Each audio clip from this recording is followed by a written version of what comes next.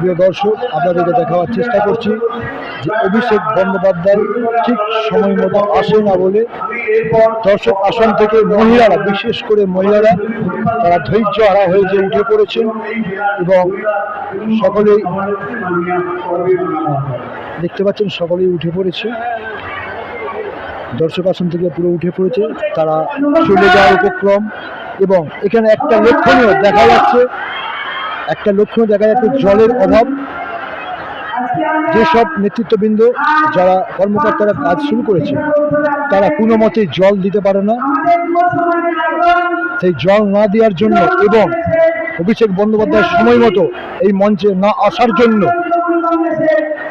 বিশেষ করে মহিলারা অতিষ্ঠ হয়ে যাচ্ছে, তারা বিরক্ত প্রকাশ করছে, তারা উঠে পড়েছে, তারা বাড়ি চলে যাবে বলে এরকম একটা চিন্তা ভাবনা করেছে। সেই ছবি আপনাদেরকে দেখাবার চেষ্টা করছি আরামবাগ টাইমসের পর্দায়।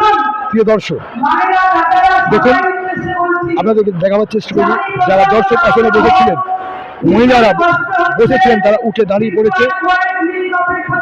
এক তীব্র গরম, দ্বিতীয় কর্মকর্তারা জলের ব্যবস্থা করতে পারে না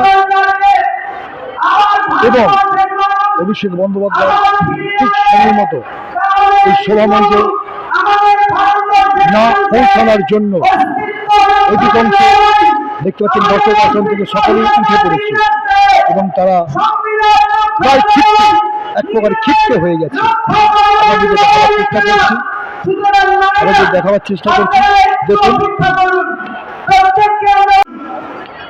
শুনতে পেলেন যে খিদে পাচ্ছে, জল পিপাসা পাচ্ছে, এর জন্য বক্তব্যের মাধ্যমে জানাচ্ছেন যে আমরা ক্ষমা প্রার্থী, কিন্তু দর্শক আসনে মহিলাদের ধরে রাখা যাচ্ছে না, তারা উঠে পড়েছে, অনেকে বাড়িমুখী হয়ে যাচ্ছে।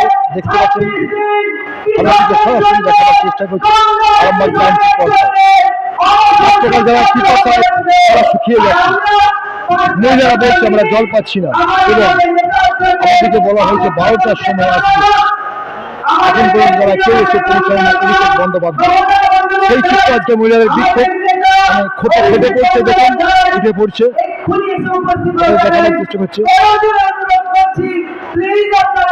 বারে বারে করজোরে অনুরোধ করছে এই দর্শক আসনকে বসিয়ে রাখার জন্য, করজোরে অনুরোধ করছে। দেখতে পেলেন করজোরে অনুরোধ করছে, দেখানোর